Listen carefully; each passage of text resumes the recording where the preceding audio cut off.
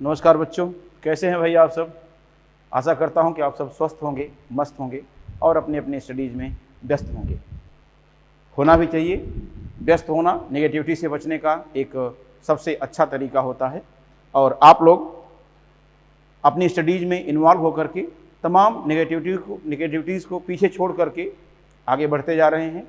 और अब आपका ये जूलॉजी का जो सिलेबस है काफ़ी हद तक कंप्लीट भी हो चुका है। अब इसमें आगे जेनेटिक्स की ओर बचती है, समझ रहे हैं ना। अभी 2-3 लेक्चर में ये वाला टॉपिक आपका कवर हो जाएगा। इसी श्रृंखला में मैं संतोष पांडे CLCC कर से एक बार फिर आपके सामने हाजिर हूँ। आपको आज के लेक्चर में आपका स्वागत करता हूँ और आपको कई नई चीज़ें यहाँ पर डिस्कस करेंगे, ठीक है। तो आइए आज का डिस्कशन स्टार्ट करते हैं। हमारा डिस्कशन स्टार्ट होगा कि मछली पालन उद्योग से संबंधित कुछ अन्य उत्पाद, ठीक है ना। तो आप देखेंगे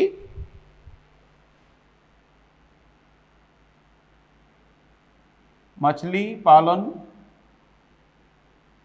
से संबंधित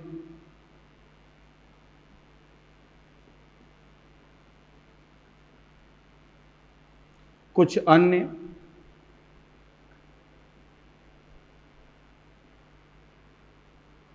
उत्पाद।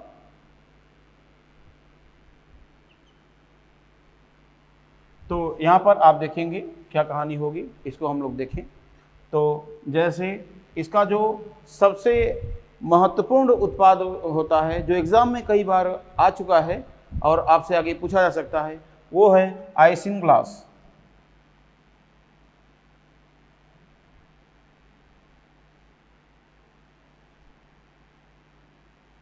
आइसिनग्लास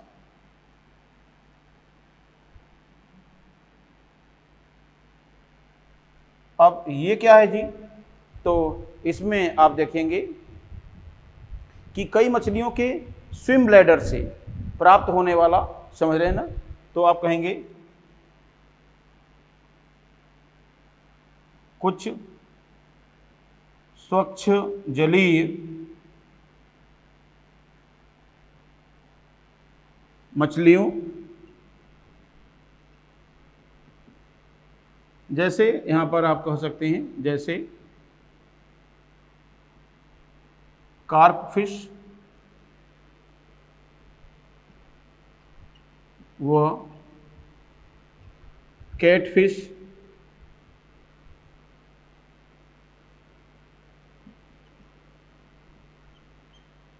के स्विम ब्लैडर से, जी हाँ, इनके स्विम ब्लैडर से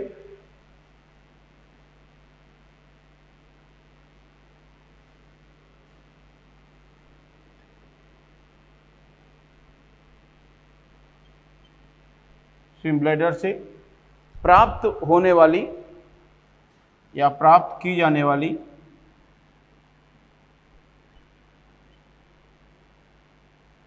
क्या क्या है ये। तो कहेंगे उच्च गुणवत्ता वाली कोलेजन प्रोटीन है,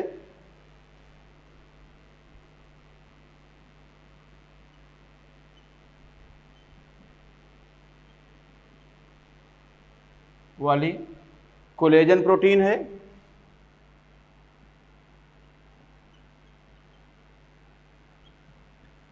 जो जिलेटिन के रूप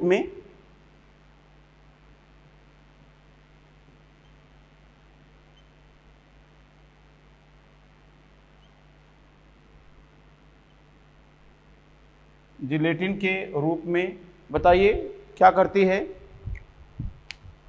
तो यहां पर आप ध्यान देंगे कि जो जिलेटिन के रूप में, बताइए किस काम के लिए उपयोग की जाती है। अल्कोहल उद्योग में वाइन को साफ करने के लिए यूज की जाती है।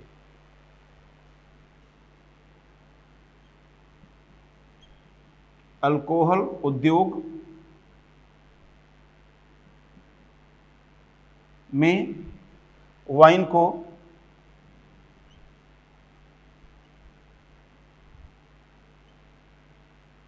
साफ करने के लिए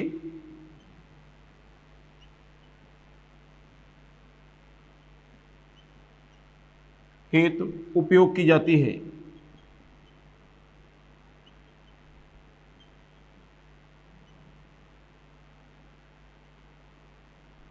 इस तरह से, समझ रहे हैं ना। तो ये कहानी हो जाएगी। और इसके बाद में यहाँ पर आप देखेंगे, ये तो हुई बात आइसेनग्लास की। और फिर इसी के साथ साथ देखेंगे मछली का तेल,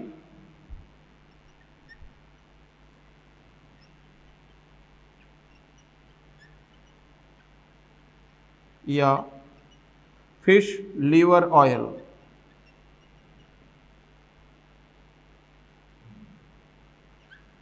अब देखेंगे जी कि ये मछली का तेल या फिश लीवर ऑयल की अगर हम लोग बात करते हैं तो इसकी क्या खास बात है, इसमें क्या मिलेगा।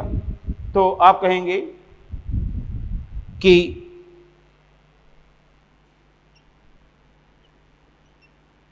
कॉड, हेरिंग्स,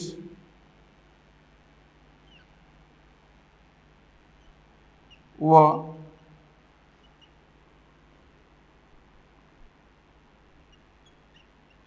अन्य मछलियों के यकृत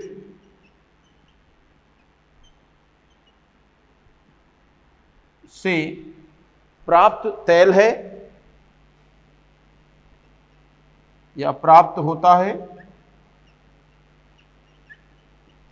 और जानते हैं यह विटामिन ए और डी का एक प्रचुर स्रोत है, इसीलिए इसका प्रयोग रतौंधी एवं सूखा रोग की औषधियों में किया जाता है। तथा यह विटामिन ए व डी का प्रचुर स्रोत है।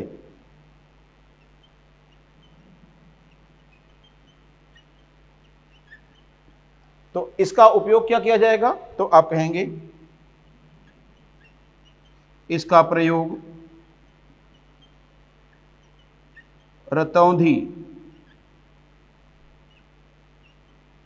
व सूखा रोग, सूखा रोग मीन्स हो जाएगा बच्चों रिकेट्स की औषधियों में किया जाता है, या कि दवा बनाने में, सीधा शब्दों का इस्तेमाल हम लोग करें, दवा बनाने में होता है। ये कहानी हो जाएगी, ठीक है ना। अब इसी के साथ साथ देखेंगे मत्स्य आहार या फिश मील की बात थोड़ी सी हम लोग करेंगे यहाँ पर। तो आइए देखते हैं।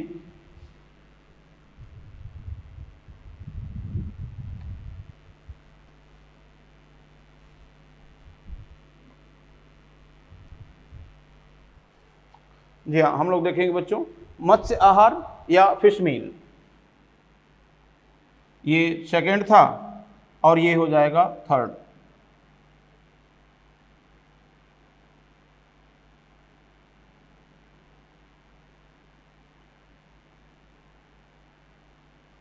या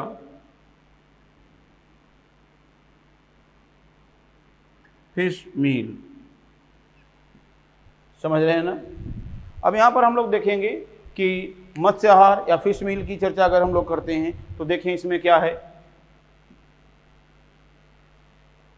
तो आप यहाँ पर आसानी से कह सकते हैं कि यह मछलियों या मछली के तेल का जो अपशिष्ट पदार्थ होता है, मछली के तेल को साफ करने पर जो कूड़ा कचरा उससे बचता है, उससे प्राप्त किया जाता है, तथा मवेशियों के नवजात शिशुओं के लिए अच्छा आहार है, या अवयस्क शिशुओं के लिए या अवयस्क जानवरों के लिए एक अच्छा आहार है। तो यहाँ पर आप कहेंगे मछली के तेल के अपशिष्ट पदार्थ से बनता है। आप ध्यान दीजिए, मछली के तेल के अपशिष्ट पदार्थ से बनता है। और लिखेंगे यह अवयस्क जानवरों या हम पालतू जानवरों शब्द यूज करें, पालतू जानवरों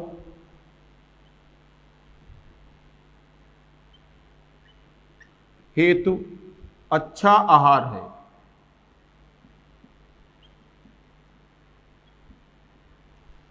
जी हाँ, अच्छी क्वालिटी का ये आहार हो जाएगा। फिर यहाँ पर हम लोग देख पाएंगे एक और चीज़, इसमें आप समझिए, एक तो बात ये हो गई। नेक्स्ट हम लोग देखें जरा सा, तो यहाँ पर क्या हो जाएगा जी, एक और है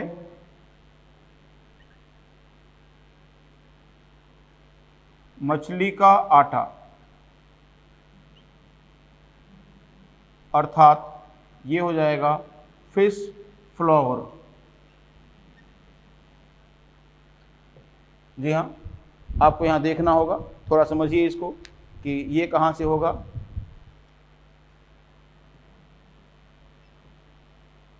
तो इसमें आपको एक चीज़ देखनी होगी कि मछली के आटे की बात अगर हम लोग करते हैं तो ये क्या है उसको आप समझिए।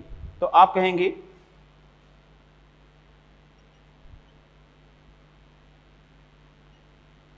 मछली के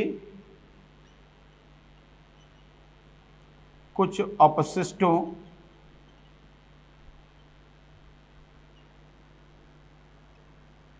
से विलायक निष्कर्षण विधि या सॉल्वेंट एक्सट्रैक्शन मेथड से प्राप्त किया जाता है।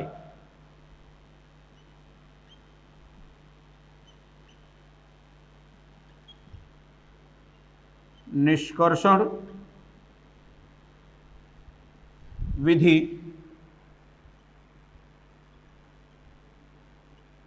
अर्थात सॉल्वेंट एक्सट्रैक्शन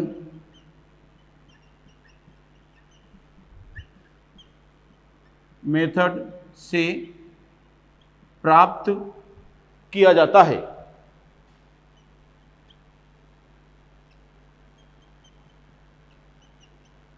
ये कहानी हो जाएगी। अब सवाल उठता है कि इसका महत्व क्या होगा, इस मछली के आटे का महत्व क्या होता है, उपयोग क्या होता है। तो आप कहेंगे, हम लोग अगर बात करें कि उपयोग की, तो इसमें सीधा कहेंगे कि 3 से 4 महीने के शिशु के लिए यह एक अच्छा आहार है। तो आप कहेंगे 3 से 4 महीने के शिशु हेतु यह एक अच्छा आहार है। ये कहानी आ जाएगी। इस तरह से आप इन चीज़ों को देख सकते हैं और समझ सकते हैं। तो हम लोग ध्यान दें,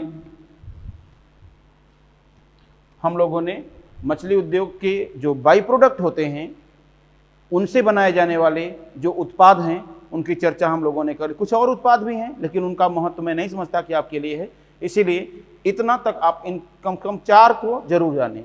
और इन चारों में मैं आपको बता दूं, जो सबसे इंपॉर्टेंट है वो है आइसिन ग्लास, ठीक है ना। तो आइसिन ग्लास पर मेन फोकस आपको करना चाहिए। तो अब ये हो गया। अब इसके बाद हम लोग देखेंगे रेशम कीट का पालन, समझ रहे हैं ना, क्या कहेंगे, रेशम कीट का पालन या उससे संबंधित विभिन्न बातें। तो अब हम लोग बात करेंगे सेरीकल्चर या मोरीकल्चर की, ठीक है। तो यहां पर आप देखेंगे सेरीकल्चर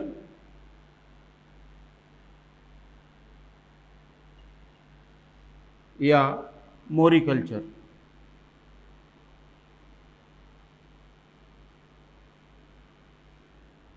अब सेरीकल्चर या मोरीकल्चर की अगर हम लोग बात करें तो इसमें थोड़ी सी चर्चा आप यहाँ पर इस बात पर कर सकते हैं, देख सकते हैं आप कि ये क्या है। तो इसके लिए आप कहेंगे रेशम के धागे को प्राप्त करने के लिए रेशम के कीट का पालन किया जाना। तो आप कहेंगे रेशम प्राप्त करने हेतु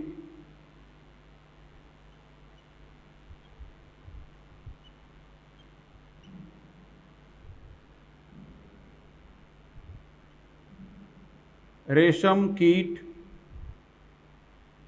या इसे हम लोग कह सकते हैं सिल्क मॉथ,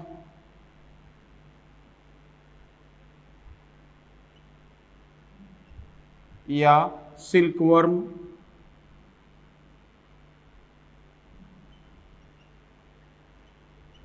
का पालन किया जाना।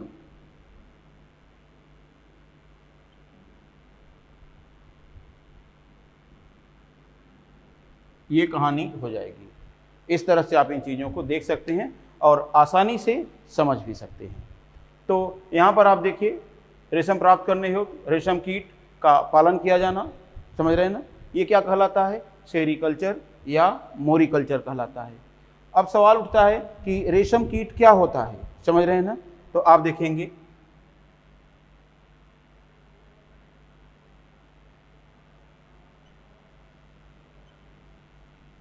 रेशम कीट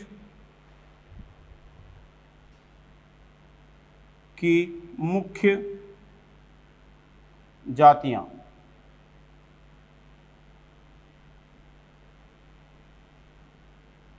जी हाँ। अब इनकी मुख्य जातियों की बात करेंगे तो सबसे पहले हम लोग देखेंगे कि ये है, देखिए बच्चों, बॉम्बिक्स मोरी। मैं हिंदी में ही लिख देता हूं, बॉम्बिक्स मोरी।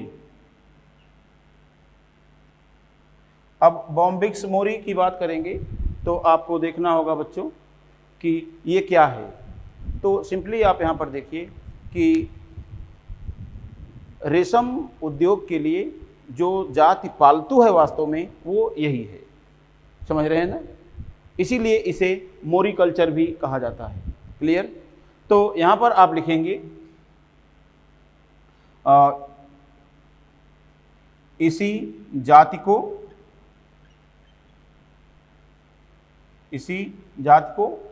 रेशम प्राप्त करने हेतु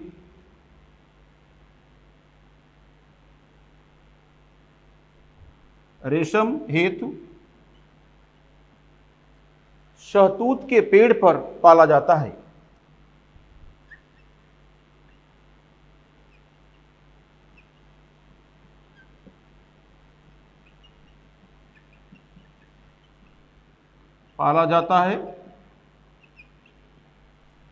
जबकि अन्य जातियां जंगली होती हैं।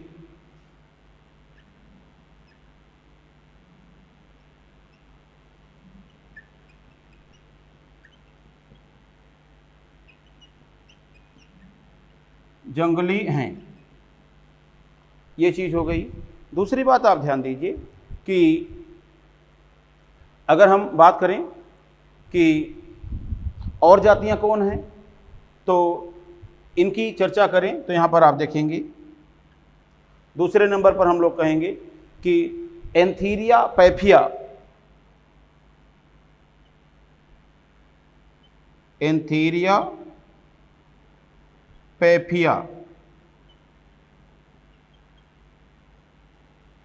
तो एंथीरिया पैफिया की बात करेंगे तो लिखेंगे यह टसर सिल्क, या जी हाँ टसर सिल्क प्रदान करने वाली जंगली जाति है।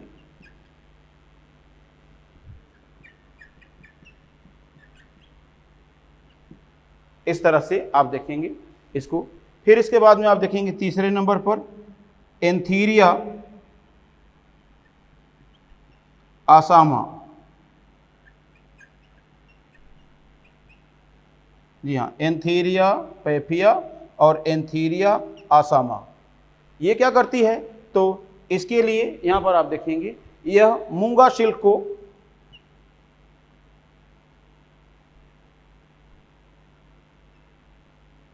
मूंगा सिल्क प्रदान करने वाली जंगली जाति है। ये कहानी लिख देंगे। और फिर इसके बाद में लास्ट में हम यहां पर एक चीज और लिखेंगे, एंथीरिया राइसिनी।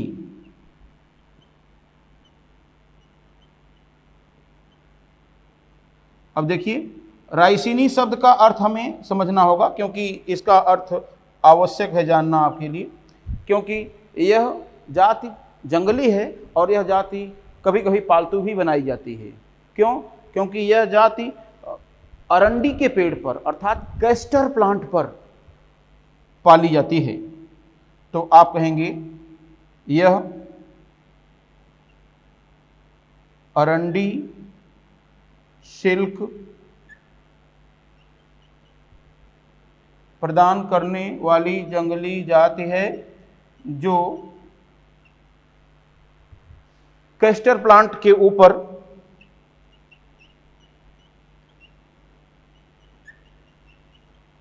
अर्थात अरंडी का पौधा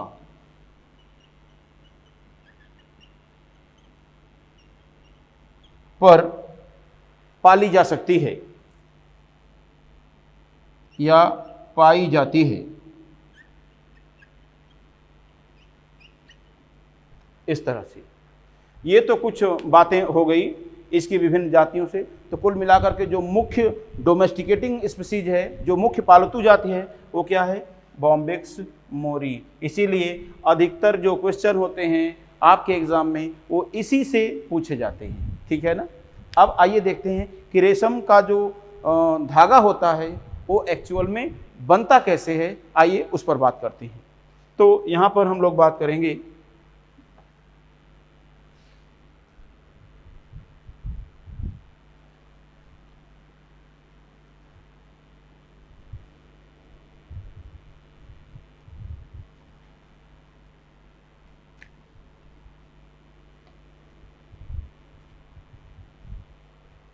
हाँ जी, यहाँ पर आप देखेंगे कि जो रेशम का धागा होता है वो क्या है। तो आप देखेंगे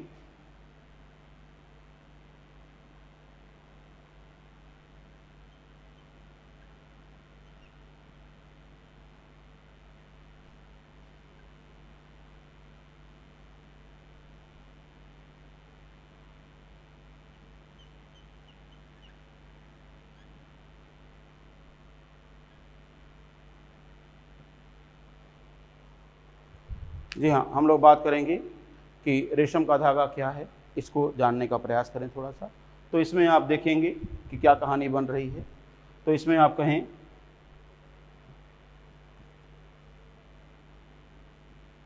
देखिए, यह जो रेशम का कीट होता है उसके लार्वा की जो लार ग्रंथियां होती हैं उनके रूपांतरण से सिल्क ग्लैंड बनती हैं, अर्थात रेशम की ग्रंथियां बनती हैं, उन्हीं से स्रावित किया जाता है। इसको समझ रहे हैं।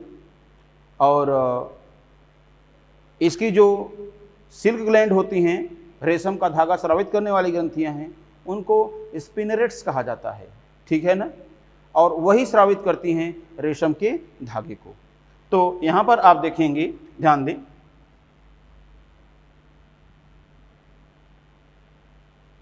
रेशम कीट का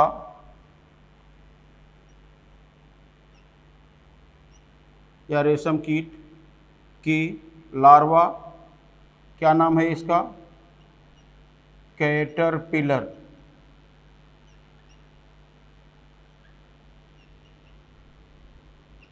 की लार ग्रंथियां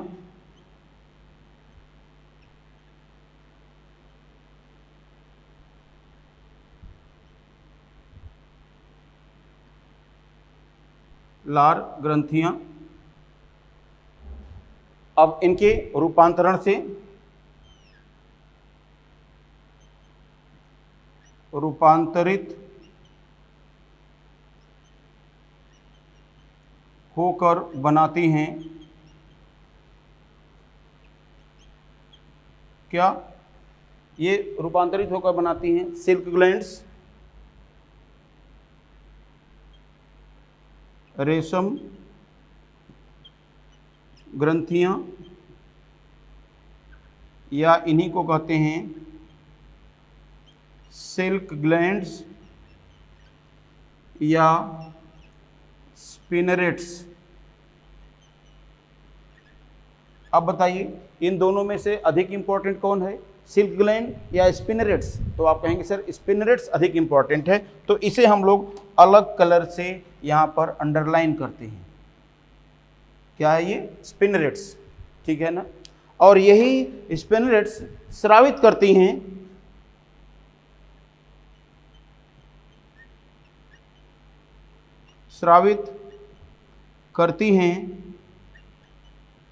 किसको स्रावित करती हैं जी? रेशम का धागा।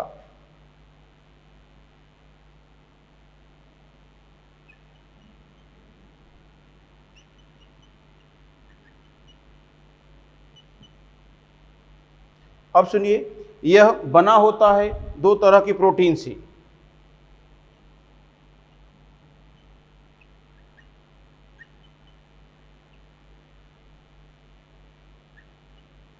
या मैं इसको दूसरी तरह से दिखा दूं, डायग्रामेटिकली मैं आपको दिखा देता हूं। रेशम का धागा ये बना होता है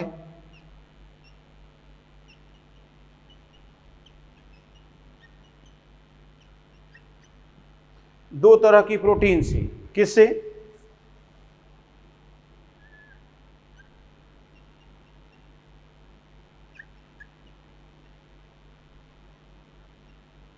फाइब्रोइन प्रोटीन और दूसरे नंबर पर आप देखेंगे सेरिसिन, या हिंदी में ही मैं लिख दूं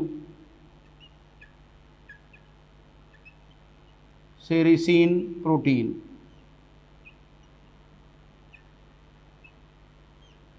अब सवाल उठता है कि धागे में ये प्रोटीन क्या होती हैं? तो इसमें आप देखेंगे, मैं आपको बता देना चाहूंगा।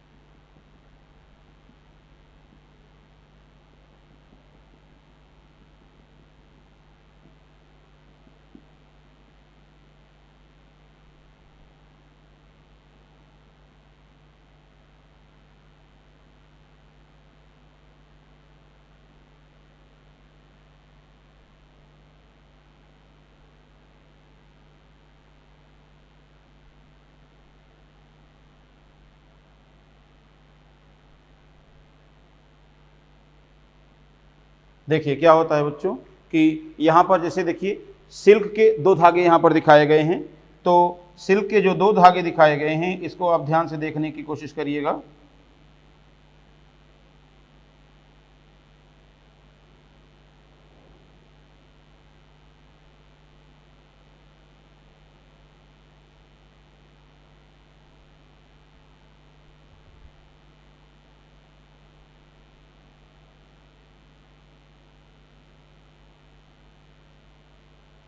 जी हाँ, यहाँ पर आप ध्यान दीजिए कि ये दो लंबे धागे दिखाए गए हैं। इस धागे में जो केंद्रीय अक्ष पर रचना है वो तो एक तंतुमय रचना होती है, पूरी लंबाई में होती है।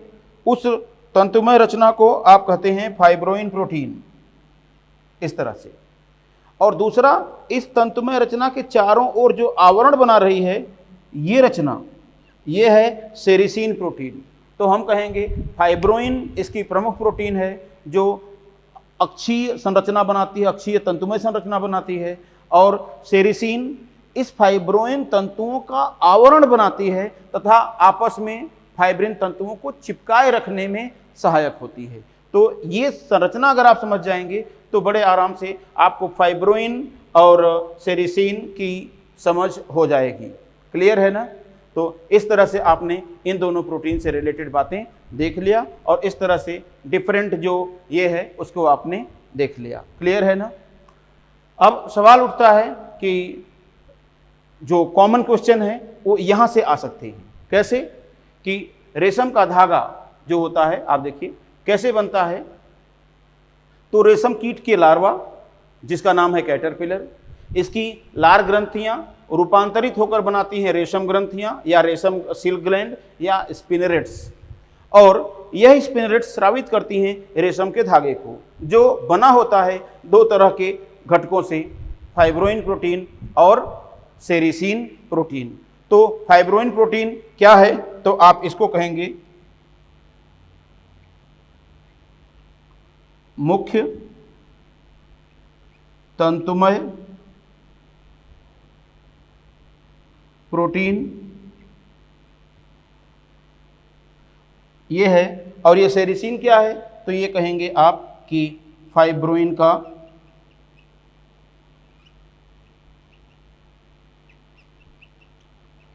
आवरण बनाती है। क्या बना रही है जी? फाइब्रोइन प्रोटीन का आवरण या उसकी कवरिंग बना रही है। तो ये कहानी आप यहां पर देख सकते हैं, इस कहानी को आप समझ सकते हैं। क्लियर है ना? तो चलिए यहां पर हम लोग देखते हैं इसके आगे की बातों को। इन सबको डिस्कस करने के बाद में हम एक पॉइंट पर और आ सकते हैं। हम लोग देखेंगे कि रेशम के कीट को होने वाले रोग, या यहां पर हम नोट करके लिख लेंगे एक पॉइंट और, इसमें हम लोग देखेंगे कि पेब्राइन डिजीज या पेब्राइन रोग, जी हाँ, पेब्राइन रोग या पेब्राइन डिजीज की अगर हम लोग बात करते हैं तो देखिए इसमें क्या कंडीशन आ सकती है, क्या क्या हम लोग बात कर सकते हैं। तो इसमें कहेंगे रेशम कीट व मधुमक्खियों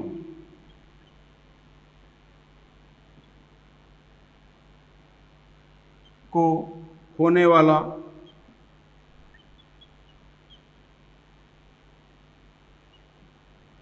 यह रोग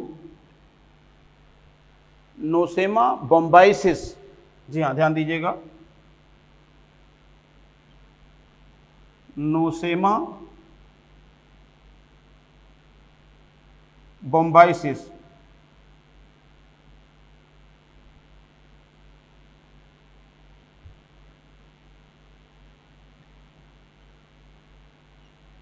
बोम्बाइसिस नामक प्रोटोजोवन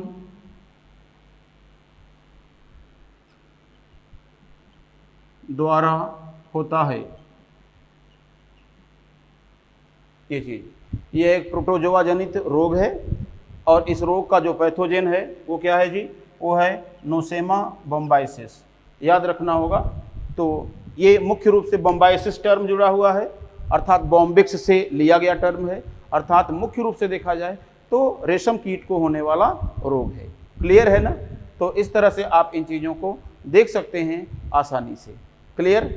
तो इन चीज़ों के साथ ही हम लोग इससे रिलेटेड बातें कंप्लीट मानते हैं और इसके बाद में हम लोग आगे बात करेंगे किससे संबंधित? मधुमक्खी पालन से संबंधित, या उसको कहते हैं एपीकल्चर, समझ रहे हैं ना, या बी कीपिंग। ओके, तो इस तरह की बातें इसमें देखेंगे। आइए उसको स्टार्ट करेंगे। मधुमक्खी पालन को स्टार्ट करने से पहले एक और पॉइंट हम लोग देख लेते हैं इसको, ठीक है ना, कि रेशम के धागे का जो निर्माण किया जाता है लार्वा के द्वारा वो क्यों किया जाता है। तो आप देखेंगे यहाँ पर मैं लिख रहा हूँ, रेशम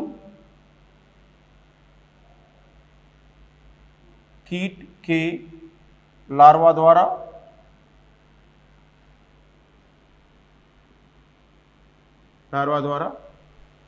रेशम के धागे के उत्पादन का उद्देश्य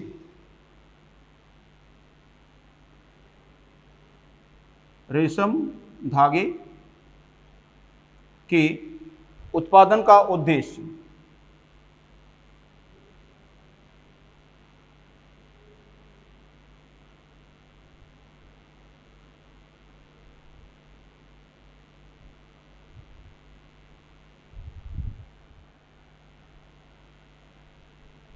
इस तरह से हम लोग बात करेंगे। तो ये कहानी है। अब सवाल उठता है कि ये चीज़ हम लोग ज़रा देखें कि क्या स्टोरी बन रही है यहाँ पर, समझ रहे हैं ना। तो इसमें देखेंगे कि इसका उत्पादन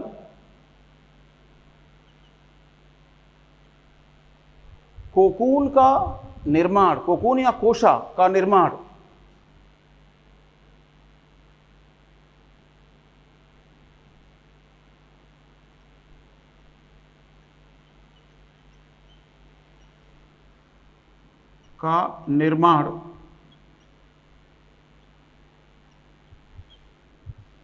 करने हेतु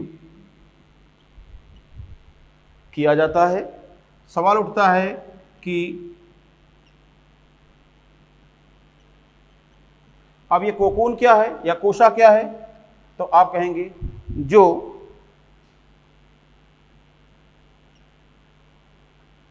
प्यूपा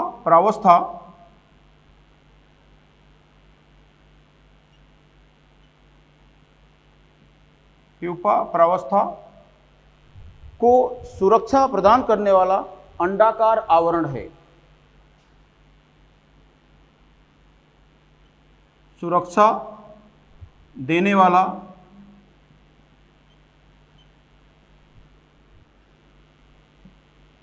अंडाकार व मजबूत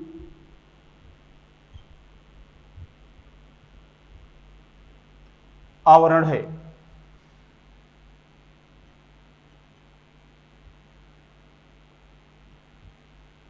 ये कहानी हो जाएगी, समझ रहे हैं ना। तो ये चीज़ें आप यहाँ पर देख सकते हैं, ये चीज़ें आप आसानी से समझ सकते हैं। क्लियर। तो ये उद्देश्य है। इस कारण से जैसे आप देखेंगे कि जो लार्वा होता है उसकी आगे की जो प्रावस्था है प्यूपा है, और प्यूपा प्रावस्था गतिमान नहीं होती है, भोजन ग्रहण नहीं करती है, एक जगह शांत रहने वाली प्रावस्था है। इसीलिए उसके चारों ओर मजबूत सुरक्षा कवच की आवश्यकता होती है, सुरक्षा आवरण की आवश्यकता होती है। वही सुरक्षा प्रदान करने के लिए ये सिल्क थ्रेड को निर्माण किया जाता है और इन रेशम के धागों द्वारा वह आवरण बन जाता है। क्लियर। तो ये उद्देश्य है। अब हम बात करेंगे मधुमक्खी पालन के संबंध में। तो आइए स्टार्ट करते हैं।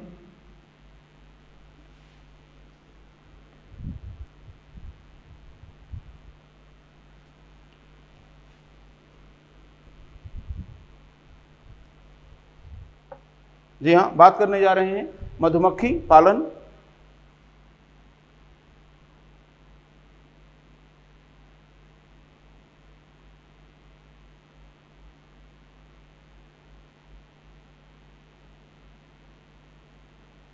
ध्यान दें, मधुमक्खी पालन, और मधुमक्खी पालन की बात करेंगे तो इसे कहते हैं, आप देखिए, एपी कल्चर।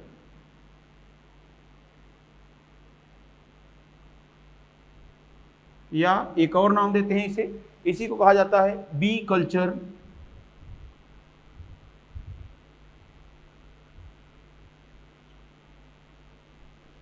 या इसी को कहते हैं बी कीपिंग।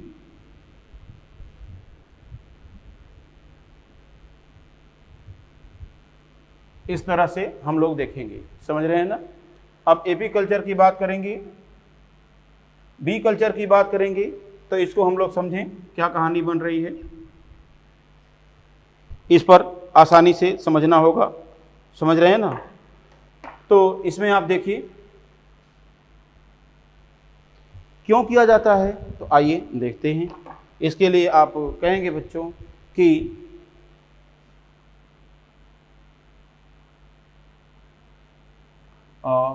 यह शहद एवं मोम को प्राप्त करने के लिए, यह शहद व मोम अर्थात ध्यान दें बी वैक्स को प्राप्त करने हेतु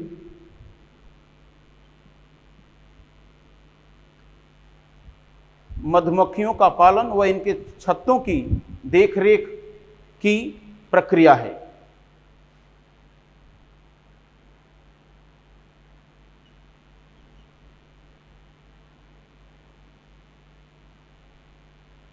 के पालन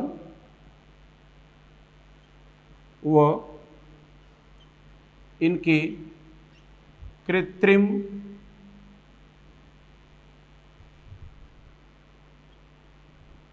छत्तों की देखरेख व प्रबंधन है।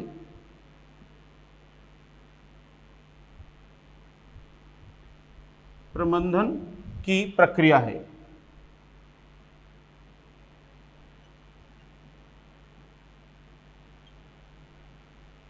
अब सवाल उठता है किस कार्य के लिए किया जाता है? दो कारणों से, समझ रहे हैं ना। तो मधुमक्खी पालन एक तो शहद, दूसरा मोम को प्राप्त करने के लिए किया जाता है। सवाल उठता है कि इसके अन्य लाभ भी हैं, इसके अन्य लाभ भी हैं। तो आप देखेंगे तो यह कहेंगे यह मधुमक्खियां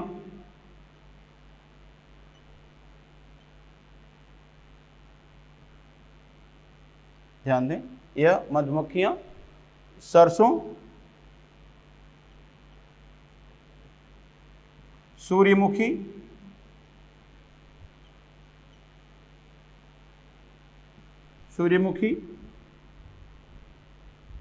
नाशपाती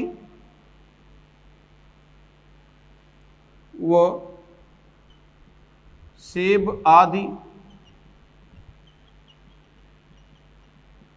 फसलों में परागण की प्रक्रिया में सहायक होकर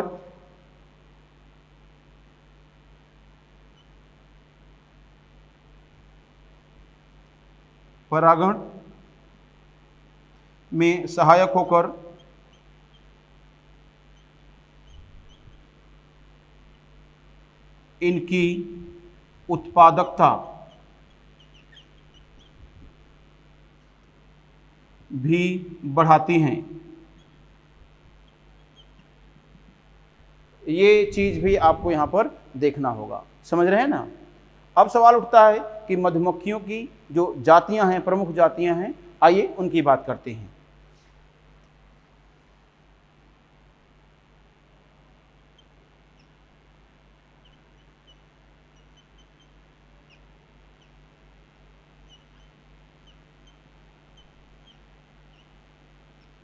Important species of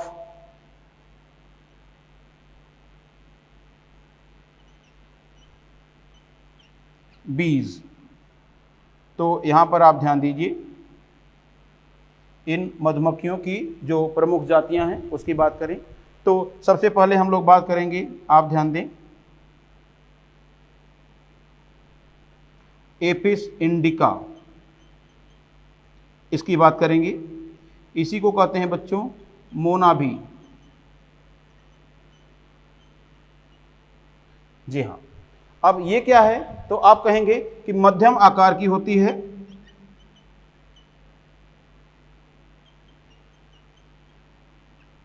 मध्यम आकार, शांत स्वभाव,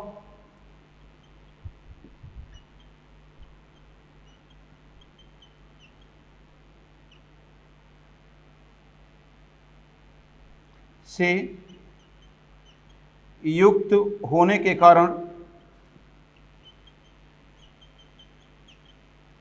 शांत स्वभाव से युक्त होने के कारण सर्वाधिक इसी का पालन किया जाता है, या मधुमक्खी पालन में सर्वाधिक उपयोग की जाने वाली जाति है हमारे देश में।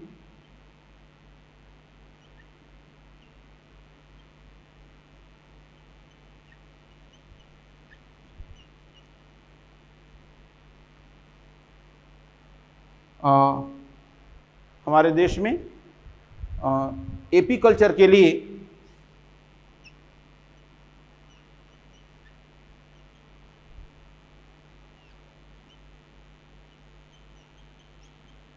सर्वाधिक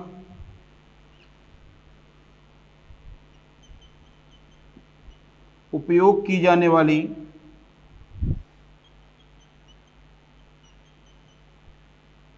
जाति है। एक तो ये हो जाएगी।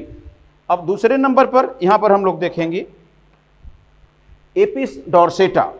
यहां पर आप देखेंगे दूसरा नंबर क्या है जी, ये है एपिस डॉर्सेटा।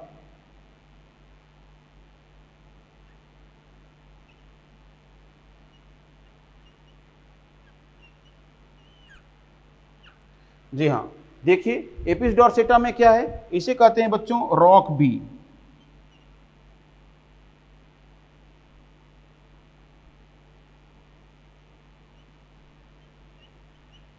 या जंगली जाति। जी हाँ, जंगली जाति तो सबसे बड़े आकार की होती है, परंतु अत्यधिक आक्रामक होने के कारण इसका पालन नहीं किया जाता। तो आप देखेंगे सबसे बड़े आकार की होती हैं, परंतु अत्यधिक आक्रामक स्वभाव के कारण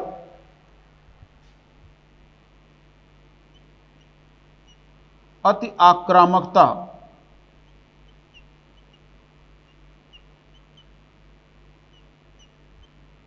के कारण इसका पालन नहीं होता, इसका पालन नहीं किया जाता है। इसीलिए एपीकल्चर के लिए इस जात का उपयोग करना संभव नहीं है। इसीलिए ये जाति सामान्य रूप से हमारे देश में सबसे अधिक मात्रा में पाली जाने वाली जाति है। अब तीसरे नंबर पर हम लोग देखेंगे और कौन सी जाति होगी, उसकी चर्चा देखें।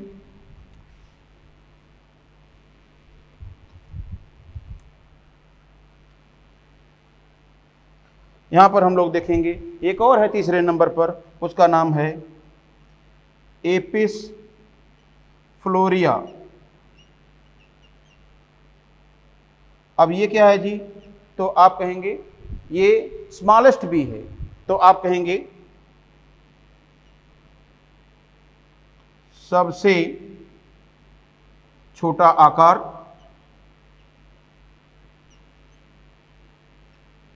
सबसे छोटा आकार, वो अल्प उत्पादकता भी इसमें बहुत कम होती है, वह अल्प उत्पादकता के कारण इसका भी पालन नहीं किया जाता।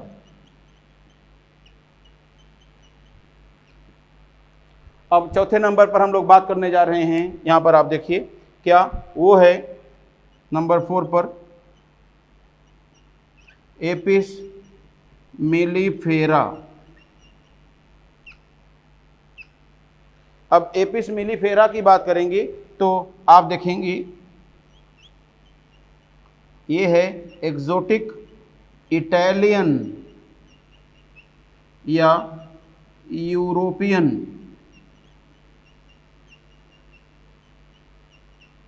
बी।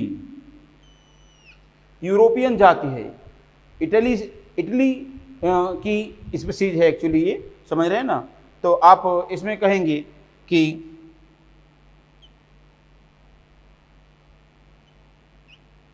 यह मोना बी की तुलना में, ध्यान दीजिए, मोना बी की तुलना में 8 से 10 गुना अधिक शहद उत्पादित करती है।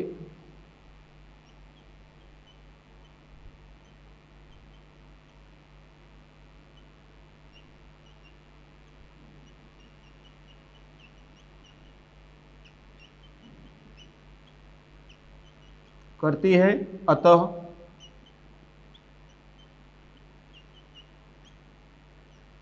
इसका पालन औद्योगिक स्तर पर शहद उत्पादन के लिए किया जाता है। इसका पालन औद्योगिक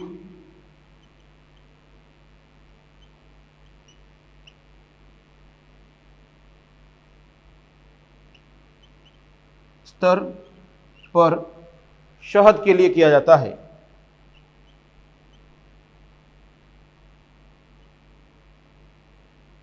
शहद हेतु